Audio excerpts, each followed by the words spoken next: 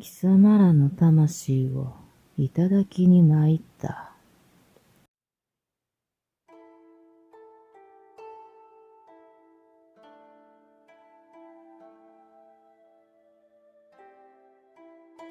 第三章第二話地獄の門番。開いた門の行き先。原作語り春美月。日が沈む頃、祝言へと向けて両家の親族が出揃った。突然のことに両家の者はそれぞれ慌ただしく走り回ったことだろう。ちょうどその様子を見ていた陽子は嬉しそうに舌なめずりした。今夜は楽しい一夜になりそうだ。そう思い、くるっと宙返りして消えた。屋敷の前では門番がぞろぞろと松明に火をつけて見張っていた。狐だろうが老人だろうが、何があっても邪魔立てされてはならぬとの命令が下っていた。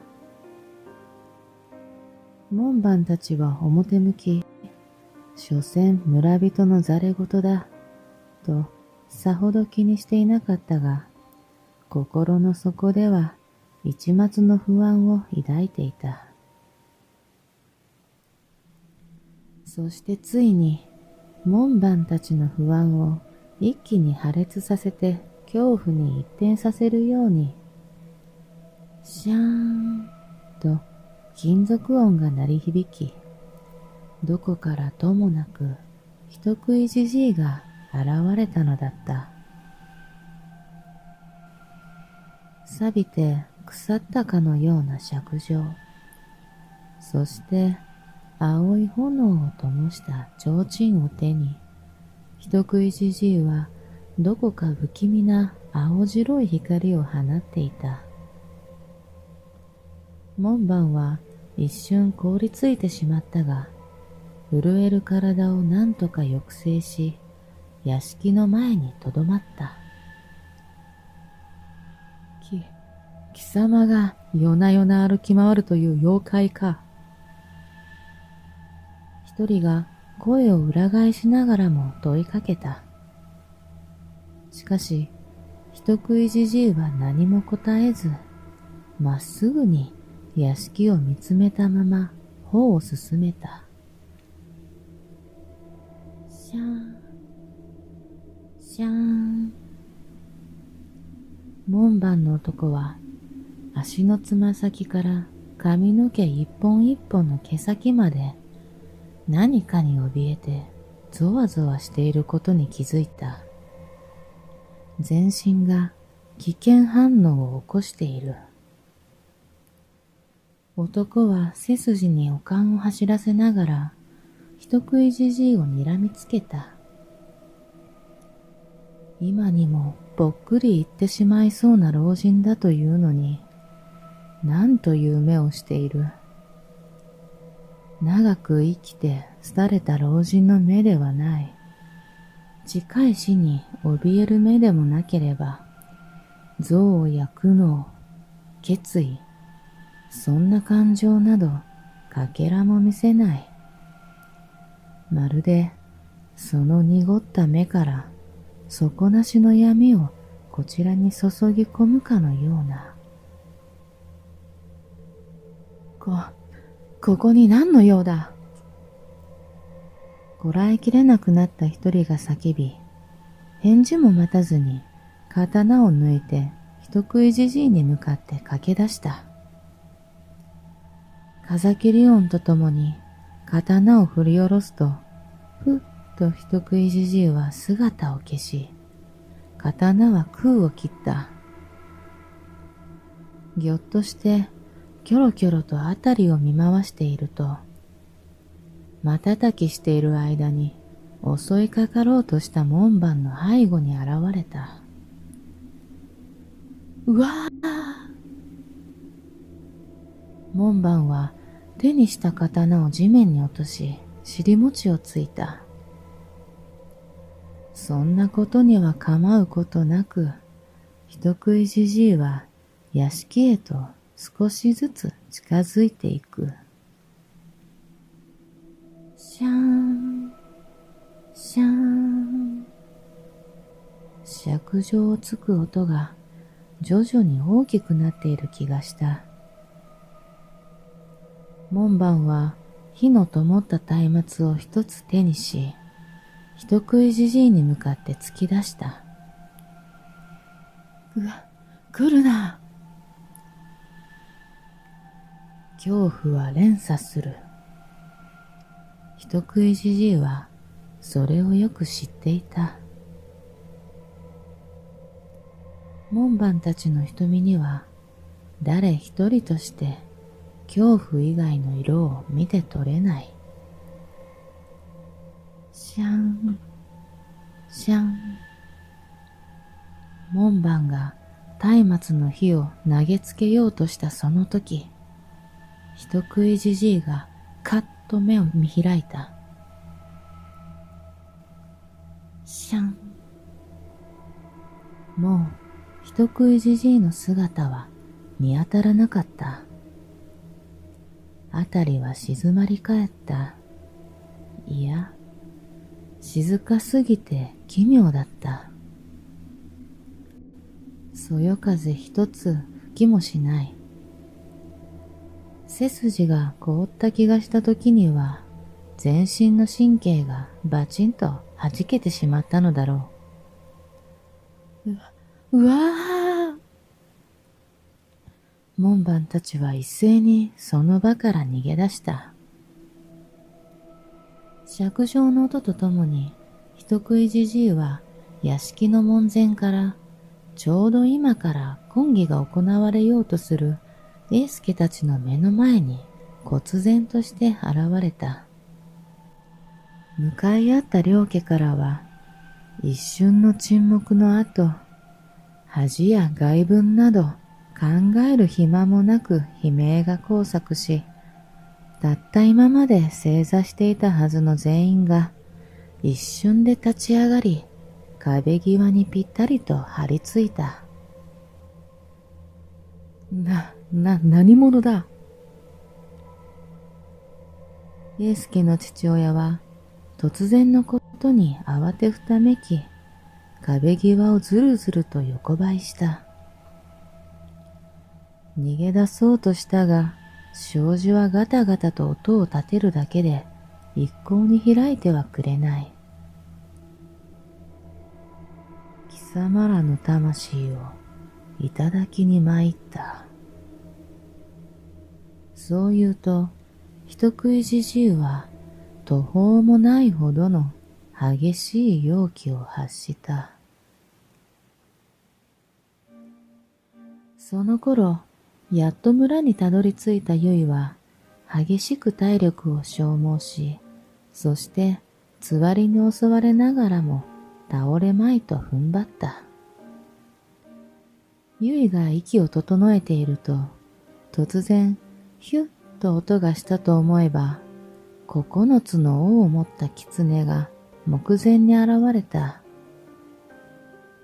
驚きのあまり、ゆいは金縛りにあってしまった。ははあんたがそうかい。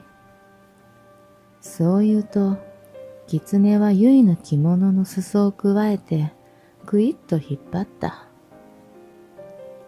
あたいの尻尾をつかみな。しゃべ、尾が、何？ゆいが驚いて後ずさっていると、陽子は、たく何やってんだい、と悪態をつきながら、強引に尻尾でゆいの手首をつかんだ。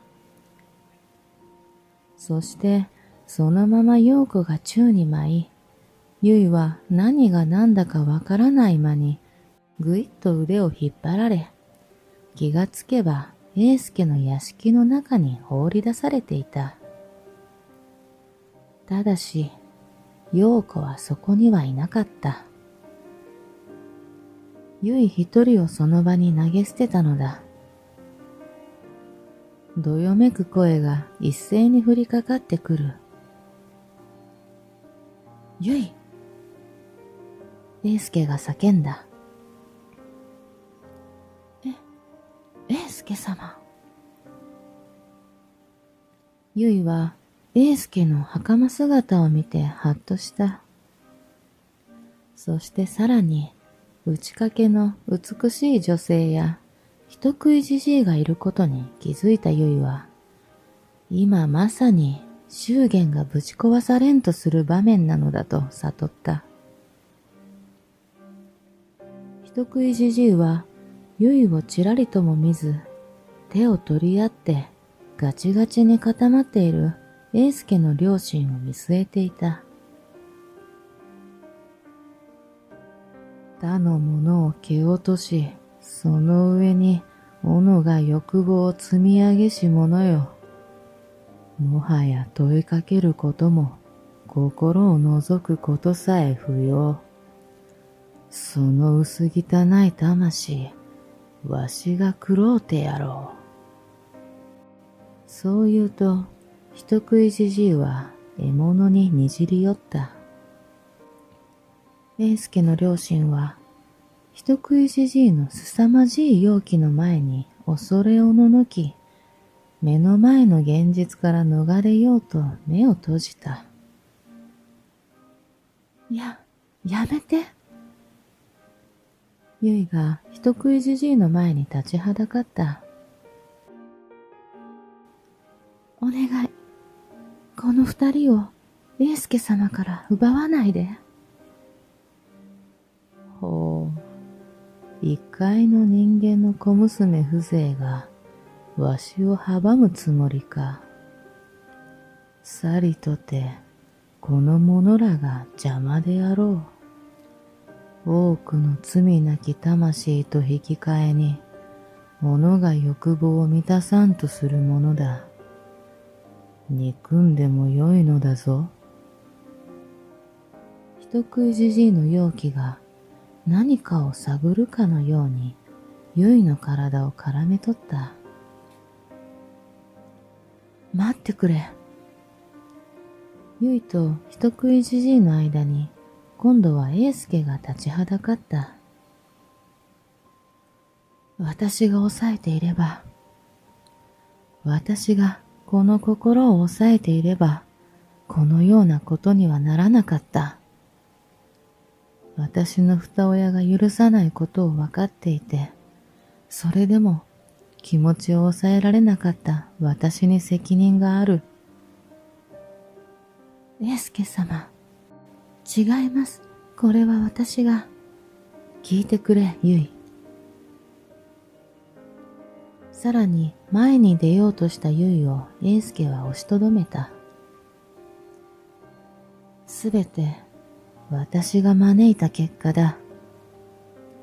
私が君を愛することがどういうことか分かっていた。なのに私は周りへの配慮を何一つとしてできなかったのだ。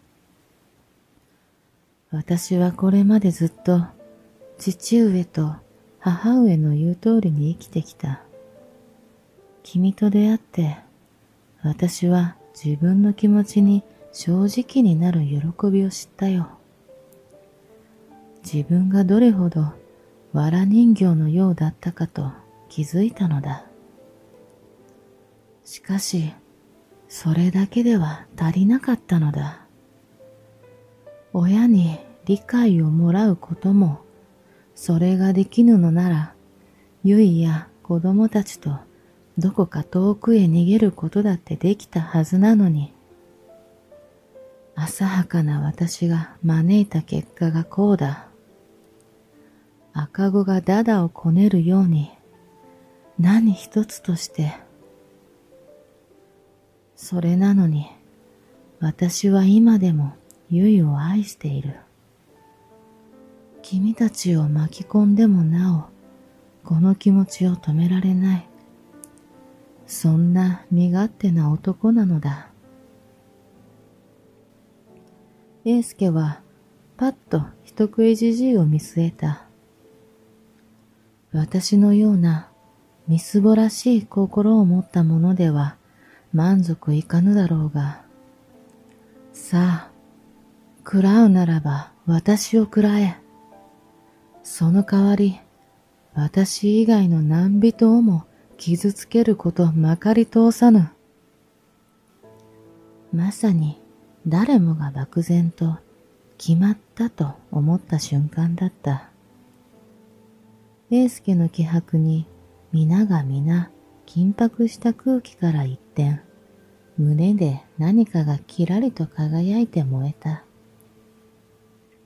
英介の立ち居振る舞いがその場にいた人たちに国元の聴覚の幻を見せたのだ。しかし、それまでガタガタと後ろで震えていただけの英介の父親が勢い余って立ち上がった。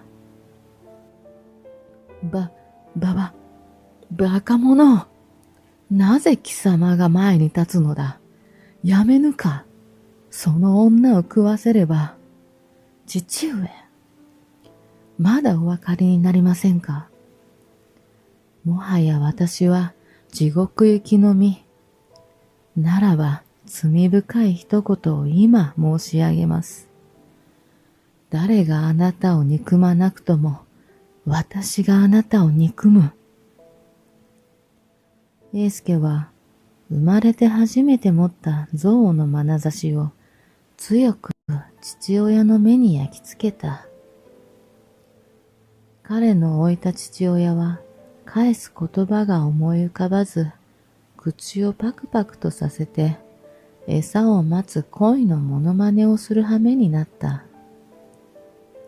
しかし、人食いじじいは英介になど興味ないといった様子でゆいを指さした。これでもまだ憎めぬか。お前の愛する者さえそこの者たちを憎んでおるぞ。ゆいは英介の制止を振り払うように前へと出た。そして毅然とした態度で口を開けた。どうして憎めましょう。私は今、愛する人から今でも愛しているとのお言葉をいただけました。これ以上ないほどの幸せを感じております。そしてにっこりと笑って続けた。思い残すことなど何一つとしてございません。それが答えか。人食いじじいが問う。はい。ゆいが答えた。待て。英介が反論しようとしたが、次の人食いじじいとゆいの会話に、その場にいた者たちの心は奪われてしまった。お前の中の赤子も道連れとなるぞ。私にはもう産んで育てる術はありません。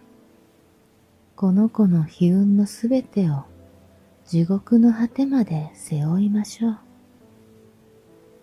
そう言ってゆいはまだあまり膨れていない腹を優しく撫でた。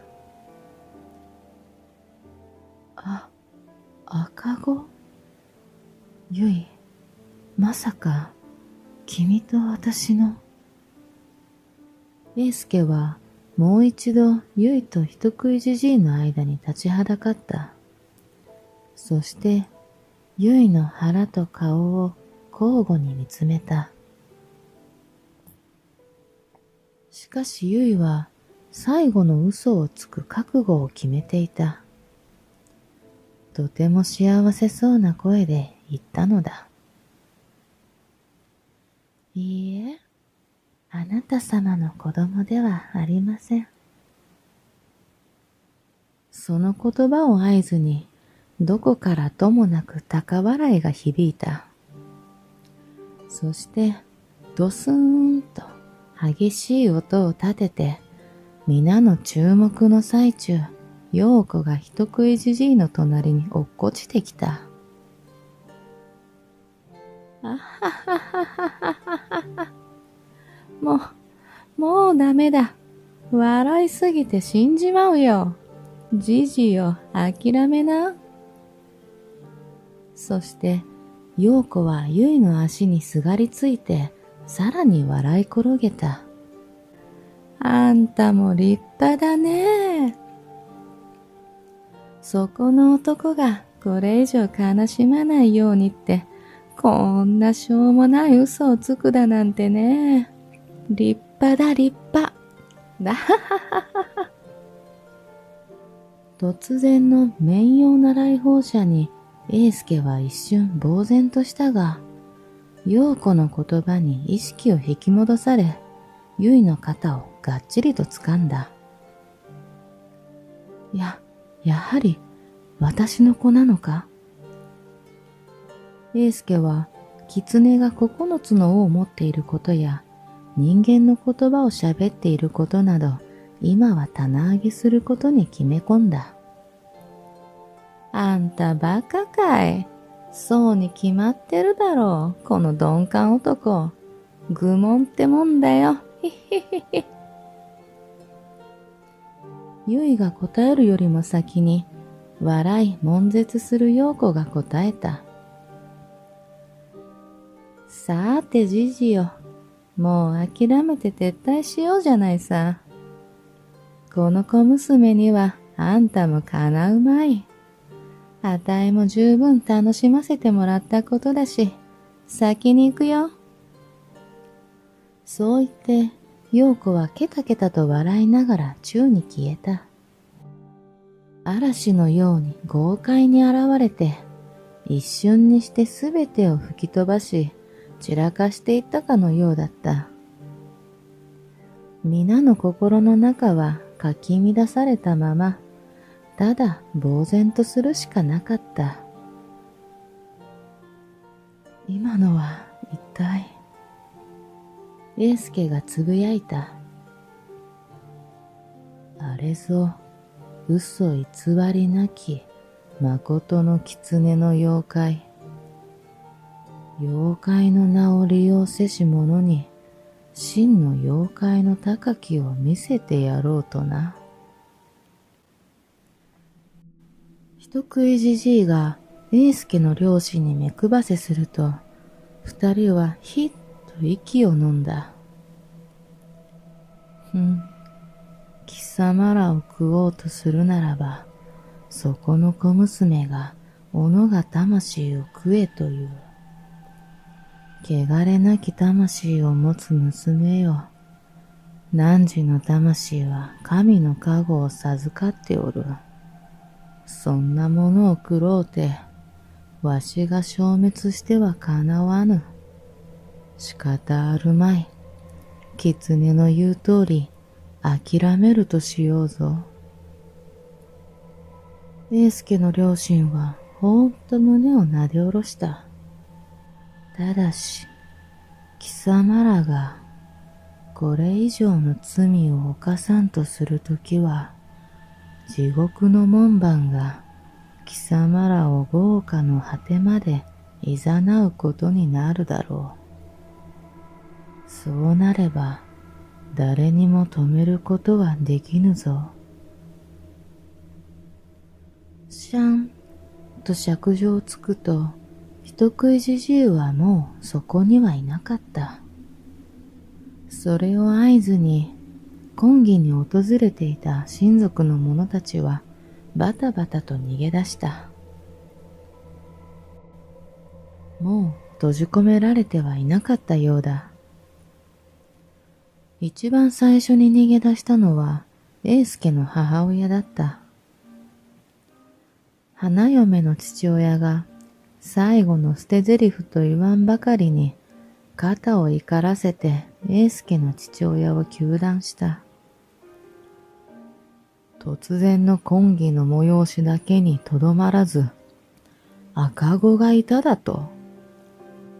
挙句の果てには、このような妖怪騒ぎに巻き込むとは、失礼千万。二度と我らに関わらないでもらいたい。そう吐き捨てると、花嫁の父親は、きびすを返してその場から去っていった。その際に、英介とすれ違いざまに、意味深に目くばせをして、肩をポンと叩いていった。英介の父親は腰砕けになり、畳の上を這いずり回りながら呼び止めたが、もはや誰も聞く耳を持たなかった。代わりに屋敷に仕える男たちがバタバタと駆けつけた。その後ろには英介の母親がぴったりくっついて戻ってきた。どうやら真っ先に逃げ出した英介の母親が呼んだらしい。旦那様。今まで何をしておった。ここに妖怪が。くそ。何もかもぶち壊しだ。許さぬぞ。英介の父親はガシガシと頭をかきむしった。そうだ、そこの者。この女を切って捨てよ。この不届き者の首を切って落とせ。癇癪玉もここに感極まれり。怒り狂った鬼のように、英介の父親は絶叫した。父上。英介が止めようとするよりも前に、再び室内に異変が起こった。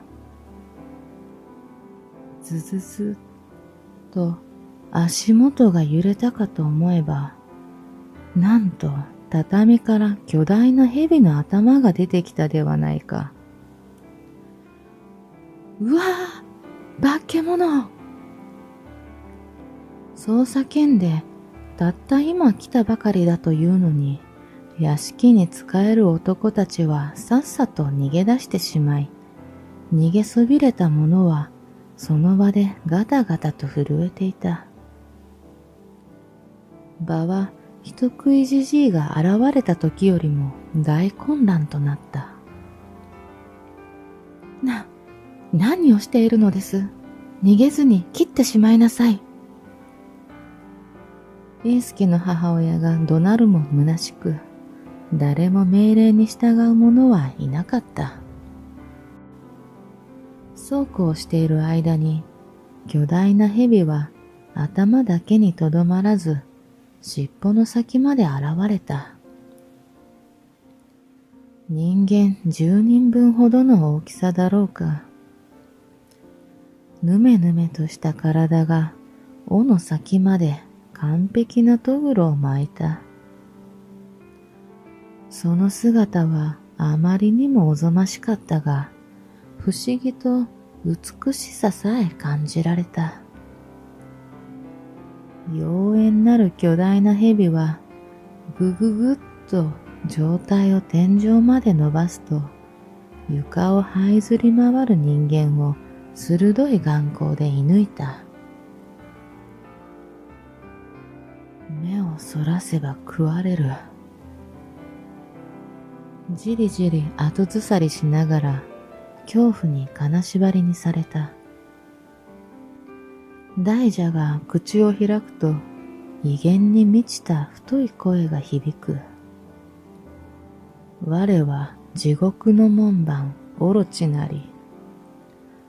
汝の非道なる心が最後の門を開け放った。罪深き人間よ。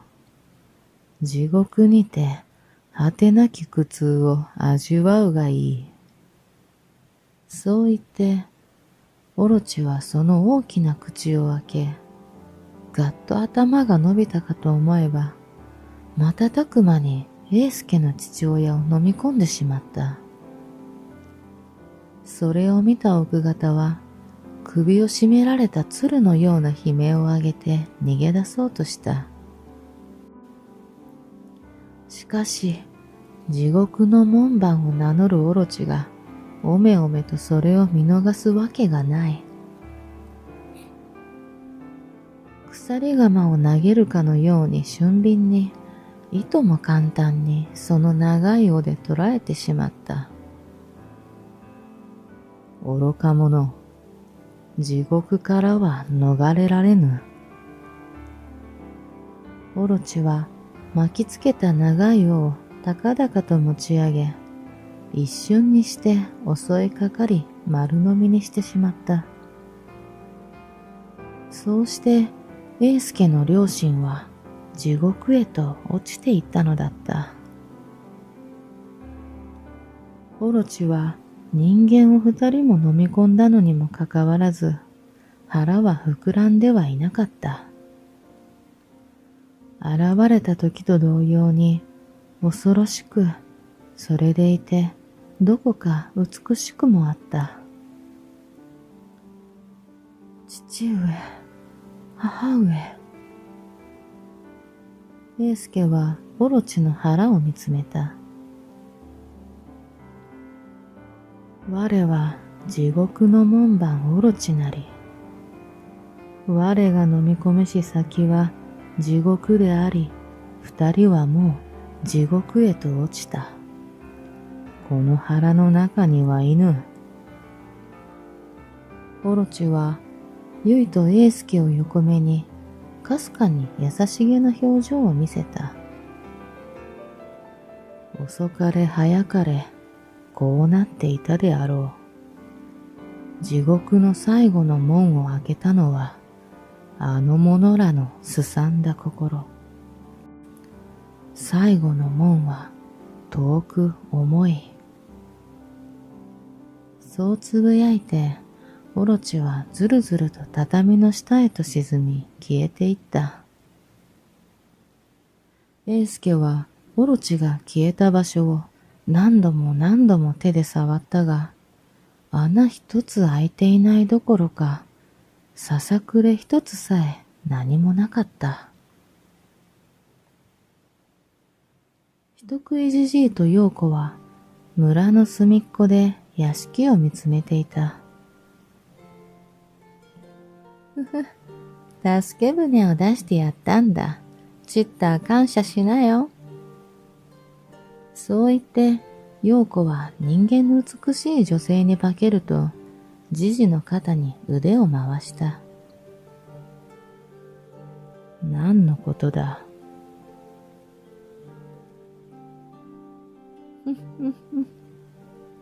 あんたにしては上出来だったけどね。あの娘がかばうことは分かっていただろうさ。そしてあんたがあの娘を食えないこともね。なのにあの娘自身がどんどん食わねばならぬ方向に持っていってしまってさ。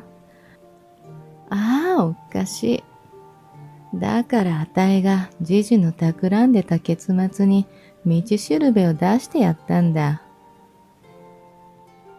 わしは知らぬ。人食いじじいはそう言い残すと、陽子を残し、その場から消えてしまった。ふふ、感じる心を忘れてしまっているだけさ。知っているのはあんたの魂だけ。悲しいやつだね。陽子はつぶやいた。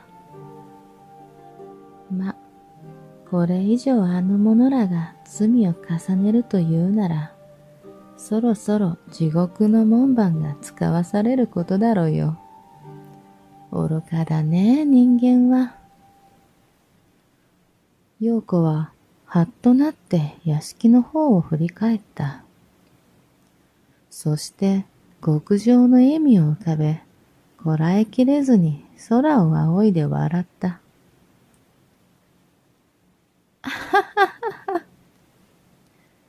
愚かだね、人間は。もうオロチに食われちまったようだよ。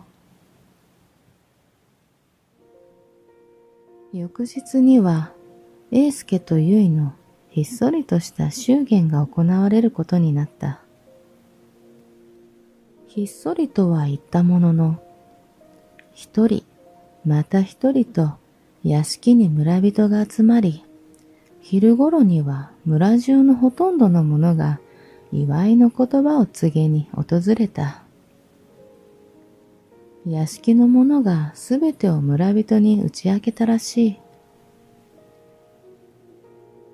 その話は、尾ひれが尾ひれをつけて、先日化け狐だと追い出した結衣が、実は妖怪を追い払った天女なのだと村中に広まった。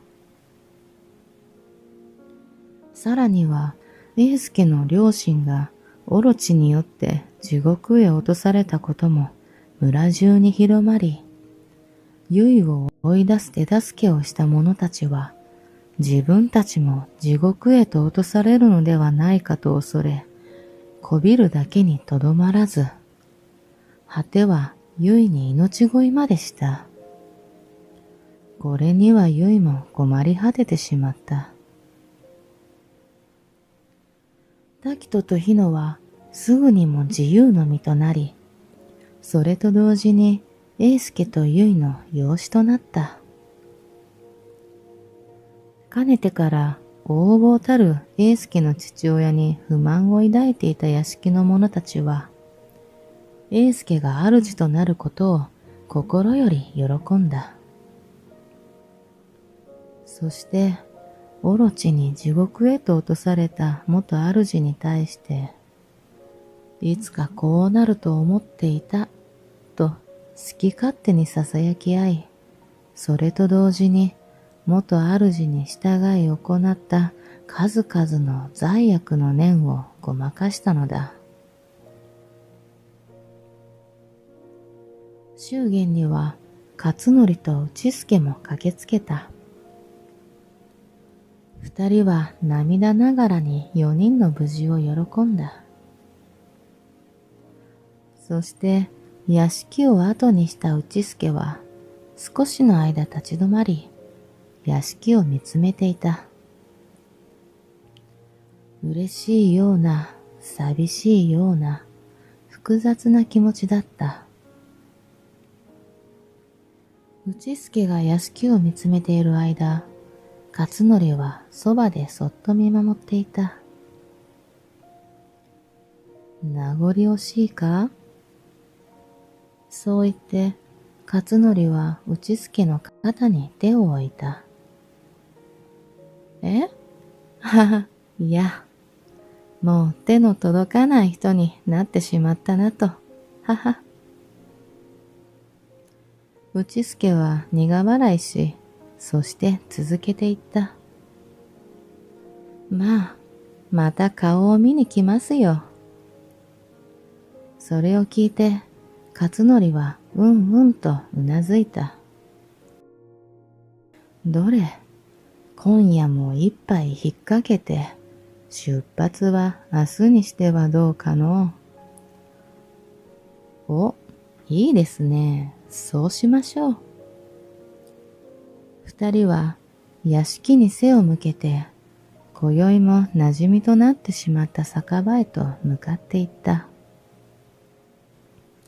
その日は朝から晩まで、英介たちにとってはこれまでにないほど忙しい一日となった。夜になってようやく静かになった頃、英介は結衣と二人で中庭から月を眺めた。体の具合は大丈夫かい？お腹の子は？英介は結衣の体を優しく引き寄せた。ええ、ご安心ください。結衣がそう答えると、英介は目を伏せてつぶやいた。すまなかった。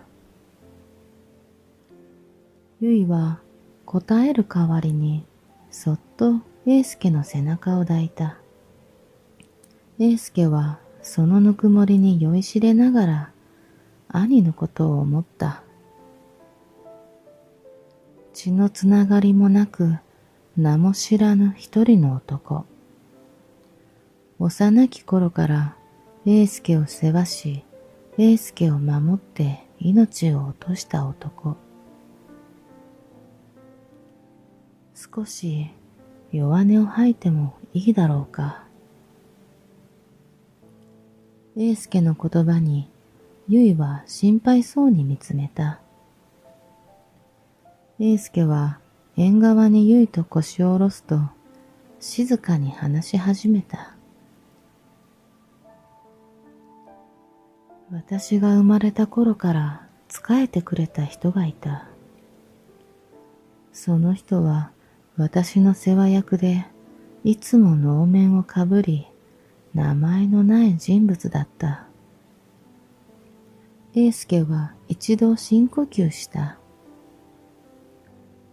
誰もが面をかぶった男とか面付きの男と呼び、長年その人の正体を知らなかった。私が幼い頃、一度屋敷の者が噂するのを聞いたことがある。私が生まれる前、子供ができずにいた父上と母上が農民の子を養子にもらい受けたらしい。当時はなぜ父上のような方が農民の子を養子にと思ったのか、誰もが疑問に思っていたそうだ。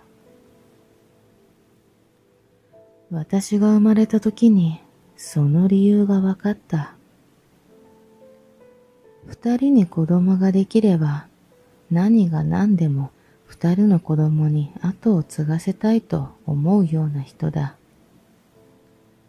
両家の子を養子にもらい、生まれた子供に後を継がせるならば、両家の関係が悪くなる。だからこそ、望みがなくなるまで農民の子を養子にし、私が生まれれば私を後継ぎに、生まれなければ改めて両家の子をもらおうと考えていたのだ。どちらにしても結局最後はその農民の子を世間から葬り去るつもりだったそうだ。そしてその養子こそが私の世話をしてくれていた能面の男なのだと話していた。どこまでが真実なのかは今となってはわからないが、次の日からその噂をしていた者たちの姿は消えてしまった。おそらく私の両親が、いや、その話は今はどうだっていい。英介はかぶりを振った。その能面の男は私を憎んでいてもいいはずなのに、いつも私を助けてくれた。ゆいが父上に村から追い出されようとしていた時も、その方は必死に私を探し、私が父上に監禁されていた時も、私を逃がそうとしてくれたのだ。そしてその時に、父上の命令で命を落とした。英介は自分の手を見つめ、顔をしかめた。私が浅はかで無力だったゆえに、ゆいはその英介の手をしっかりと握りしめた。そして一筋の涙と笑顔を見せた。その方は英介様のことがとても好きでいらしたのですね。英介は苦笑した。今となってはわからない。聞くことさえできなくなってしまった。私はその人のことを何も知らない。本当の名前さえ教えてはくれなかった。兄上を名前で呼ぶことさえ一度も、これからも。英介は言葉を詰まらせた。いいえ、いいえ。言葉にされずとも聞こえます。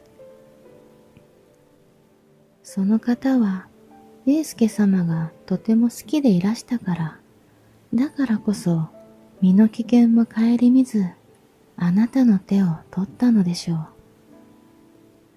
私にはわかります。その方が本当の名を名乗らなかったのも、英介様を好きでいらしたから。自分の名を背負わせたくはなかったからではないでしょうか。名があった頃よりも、あなたと共にいた名前のない時間を愛していたのでしょう。言葉にされずとも、その方の生き様一つ一つが教えてくれます。耳を澄ませば聞こえてきます。英介様のことが好きだったのだと。英介は今にも出てきそうな声を殺した。今にも溢れそうな涙をこらえた。結の言葉が、兄の言葉が、深く深く胸に刻まれていくのを、熱い目頭と痛む鼻奥が知らせてくれた。さっき、屋敷の者に兄上をどこに埋葬したのかを聞いた。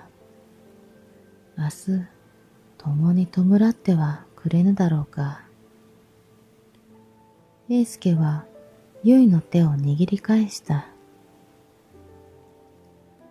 ええ、もちろんです。結は何度も何度もうなずいた。ありがとう。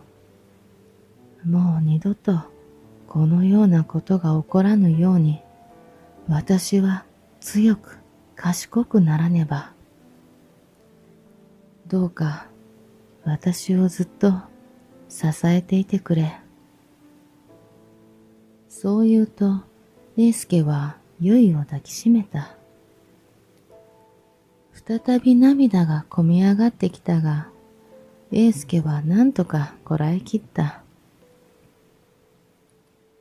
今は涙は流せない。いつか立派に皆を幸せにし、胸を張って兄上の墓前に立つことができたなら、その時初めて涙を流そう。月明かりに照らされて、英介は強く誓ったのだった。